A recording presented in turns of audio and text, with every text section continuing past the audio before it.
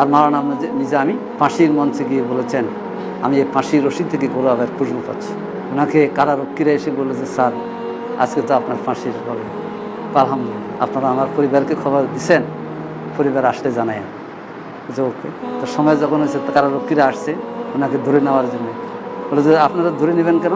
যে ধরে নিতে অপরাধীকে নেয়, আর ধরে নিলে তো বোঝা যাবে যে আপনারা নিতেছেন, আমি যেতে চাচ্ছি না, তো আমি তো আল্লাহর কাছে যাওয়ার জন্য প্রস্তুত। ধরে নিলে তো আমি প্রস্তুত দিলে বোঝা যাবে না, আমাকে ধরা যাবে না। তো স্যার আইন, উনি তো মন্ত্রী, সব স্যার ডাকে, বলে স্যার আইনে আছে। বলে যে দেখেন আপনার উপরে কথা বলে, আমি নিজেই যাব। তো পরে ডিসি কর্মকর্তারা এসে ওনার দুই পাশে দাঁড়াইছে, বলে স্যার হাঁটেন। বলে ঠিক আছে, আমি হেঁটে হেঁটে যাব।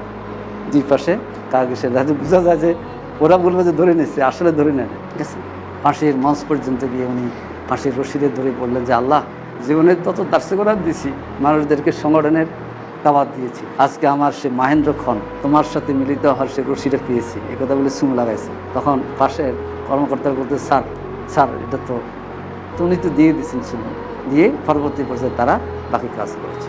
মৃত্যুর ভয় মুমিন লালন করে না, শাহাদাত মুমিনের উজ্জীবনী শক্তি। এই জন্য মাওলানা নিজামীর ফাঁসির মঞ্চের ঘোষণা তাকে দুর্বল করে নাই, সাহসী করেছে। উনি রাত 10টা সাড়ে 10টায় ওনার ফ্যামিলি গেছে। ওনার তো 4 ছেলে, 3 ছেলে 2 ছেলে গেছে, আর 2 ছেলে দেশের বাইরে, আর ওনার 2 মেয়ে, 1 মেয়ে দেশের বাইরে ছিল, 1 মেয়ে গেছে।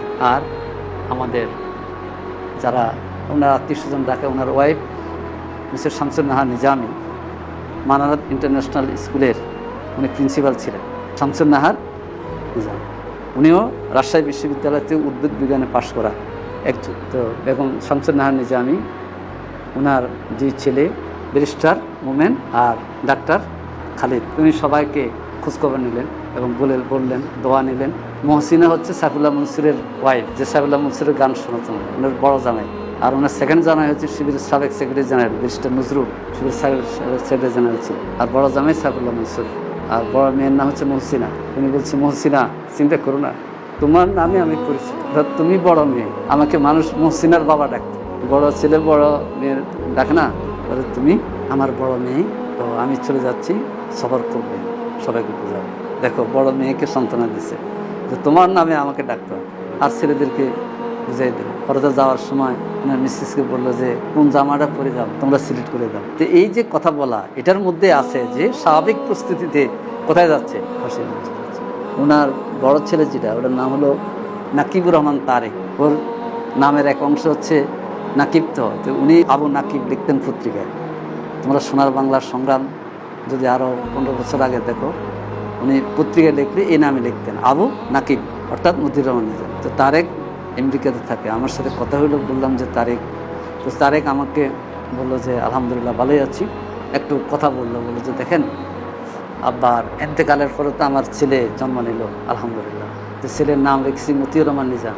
আমি বললাম যে এই নাম কেন রাখলো? তো বললো যে আব্বা জেলে যাওয়ার পরে আমি খবর পাইলাম, যেতে চাইলাম, কিন্তু আমাকে আব্বাই নিষেধ করলো জেলখানা থেকে যে তারেক আমেরিকা থেকে আসলে আমাকে আর যেতে দেবে না, তাকে যেতে দেবে না, তারেক থাকুক। ফাঁসির ফয়সালা হওয়ার পরেও আমি বলছি আমি যাই, দেব না। এই জন্য আমার ছেলের নাম রাখার 2টা দিক, একটা হচ্ছে আব্বা একজন আলেম ছিলেন, আমার ছেলেটাকে যেন আব্বার মতো আলেম, আব্বার মতো আলেম যেন।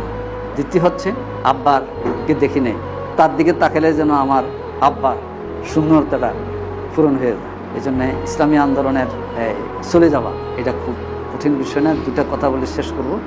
আল্লাহ রসুল হাদিসে বলেছেন, আসাদ্দুন নাস বালান আল আম্বিয়া, সবচেয়ে কঠিন পরীক্ষার মুখে পড়ে কারা?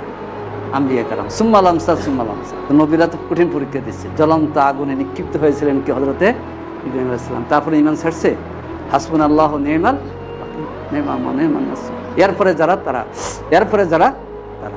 সেই ধারাবাহিকতা, জামাত ইসলামী হোক আর জিদ হোক, যারা ইসলামী আন্দোলন করবে তাদের উপর কি আসবে? পরীক্ষা আসবে। তাহলে আমরাও সেই পরীক্ষার মাধ্যমে আল্লাহর পথে দৃঢ় থাকবো ইনশাআল্লাহ। এরপরে কথা হচ্ছে যে আয়াতটা তেলাওয়াত করলাম, সূরা আযাবের 23 নম্বর আয়াত। মুমিনদের মধ্যে এমন কিছু লোক যারা আল্লাহর সাথে কৃত ওয়াদা সত্যে পরিণত করে দেখিয়েছে, অতএব তাদের মধ্যে কিছু লোক আল্লাহর কাছে চলে গেছে, আর কিছু লোক কি অপেক্ষমান, ওমা বাদদালু তাবদীলা, কিন্তু গতি পরিবর্তন করে নাই। বাংলাদেশে ইসলামী আন্দোলনের উপরে এত জুলুম অত্যাচারের পরও বাংলাদেশ ইসলামী আন্দোলন এগিয়ে যাচ্ছে, এগিয়ে যাবে, এবং আল্লাহর দিন কায়েম হওয়া পর্যন্ত আমাদের সংগ্রাম অব্যাহত থাকবে।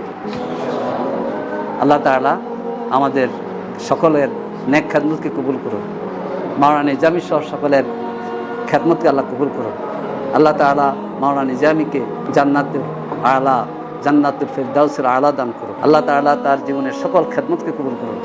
তার পরিবারকে সবর ইস্তেকামতের সাথে আরও এগিয়ে যাওয়ার তৌফিক দান করুন। সুবহানাকাল্লাহুম্মা বিহামদিক আশহাদু আল্লা ইলাহা ইল্লা আনতা আস্তাগফিরুকা ওয়া আতুবু ইলাইক।